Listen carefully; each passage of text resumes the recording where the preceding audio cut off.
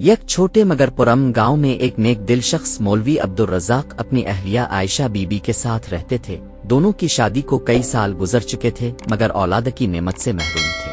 ہر رات یہ دونوں اللہ کے حضور دعا کرتے کہ اللہ ہمیں بھی اولاد عطا فرما تاکہ ہمارا گھر بھی بچوں کی کلکاریاں سن سکے۔ کئی برس بعد اللہ نے ان کی دعا قبول فرمائی اور ایک بیٹی عطا کی۔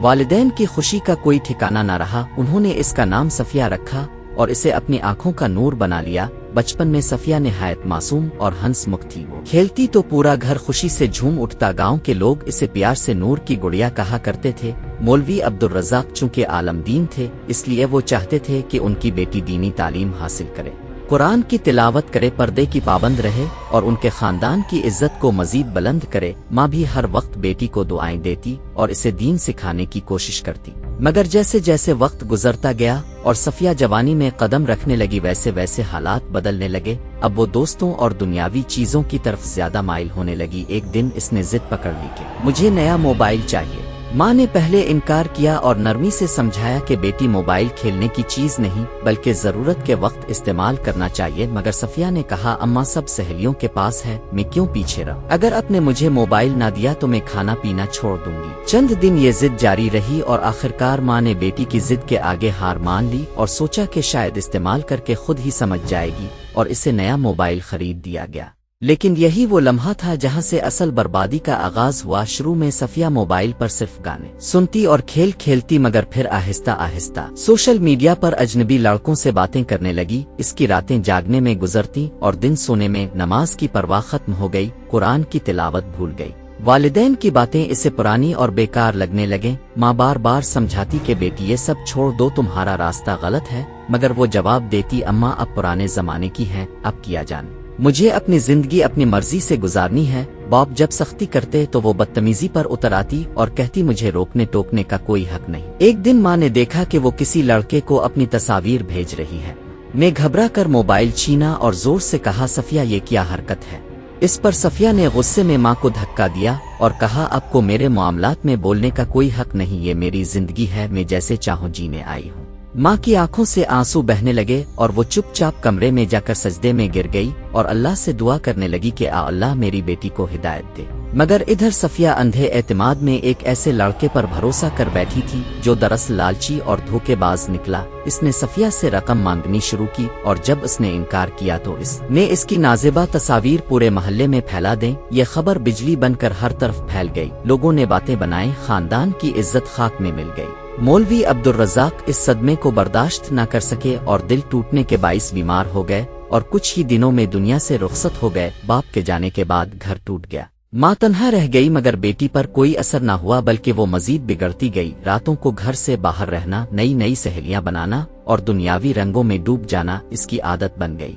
ایک دن ماں نے کہا بیٹی تمہارے ابا دنیا سے چلے گئے، اب تو سنبھل جاؤ ورنہ تمہارا انجام برا ہوگا۔ مگر صفیہ طنزیہ ہنسی کے ساتھ جواب دیتی اماں اب مجھے ہر وقت ڈراتی رہتی ہیں، میں اپنی زندگی اپنی مرضی سے جینے آئی ہوں۔ کچھ سال گزرے اور پھر ایک دن وہ گھر سے نکلی اور واپس نہ آئی۔ کئی دن تک کوئی خبر نہ ملی۔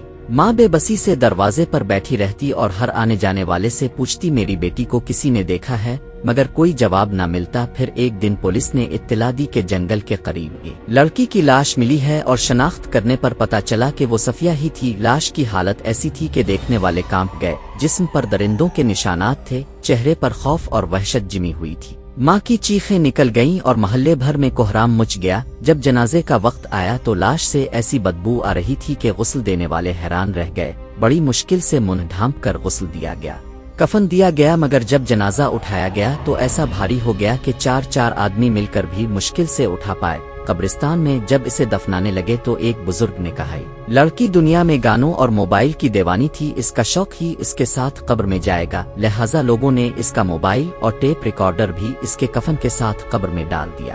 جب مٹی ڈالی گئی تو کچھ ہی دیر بعد قبر سے خوفناک چیخوں کی آوازیں سنائی دینے لگیں۔ سب لوگ دہل گئے اور ڈر کے مارے بھاگ کھڑے ہوئے۔ کچھ دن بعد ماں کو خواب آیا جس میں صفیہ ان کے سامنے آئی۔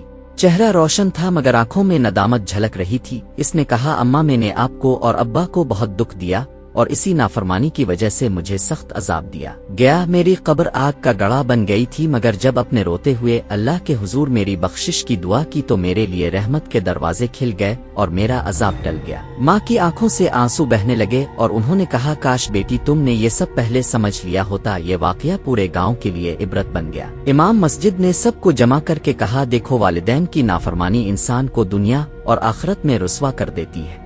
دنیاوی شوق اگر دین سے دور کر دیں تو یہی وبال جان بن جاتے ہیں، لیکن والدین کی دعا جہنم کے دروازے بند کر کے جنت کے دروازے کھول دیتی ہے۔ اور آخر میں سب نے اللہ سے دعا کی کہ اللہ ہمیں والدین کی خدمت اور فرمانبرداری کی توفیق عطا فرما اور ہماری نسلوں کو دین پر قائم رکھ، آمین۔ یہ کہانی ہمیں یہ سبق دیتی ہے کہ والدین کی نافرمانی دنیا اور آخرت دونوں میں بربادی لاتی ہے۔ دنیاوی عیش و عشرت، موبائل اور فضول دوستی اگر دین سے غافل کر دیں تو یہی چیزیں انسان کے لیے وبال جان بن جاتی ہے۔ بیٹی نے والدین کی نصیحت کو نظر انداز کیا، ان کی بات کو پرانی سوچ کہہ کر رد کیا اور اپنی مرضی سے زندگی گزارنے کی کوشش کی، مگر نتیجہ رسوائی، ذلت اور برا انجام نکلا۔ اس کے برعکس والدین کی فرمانبرداری انسان کو عزت، سکون اور جنت کے راستے پر لے جاتی ہے۔ خاص طور پر ماں کی دعا سب سے بڑی ڈھال ہے جو عذاب کو رحمت میں بدل دیتی ہے۔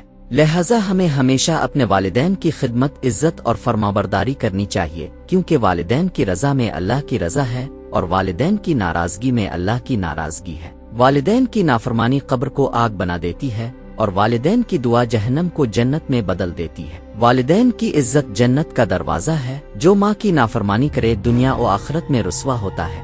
ماں کی دعا تقدیر بدل دیتی ہے۔ گناہ خواہ کتنا بھی بڑا ہو، والدین کی رضا اور اللہ کی مغفرت سے معاف ہو سکتا ہے۔ بچپن کا لاڈ اگر بے حد ہو تو جوانی میں بگاڑ بن جاتا ہے۔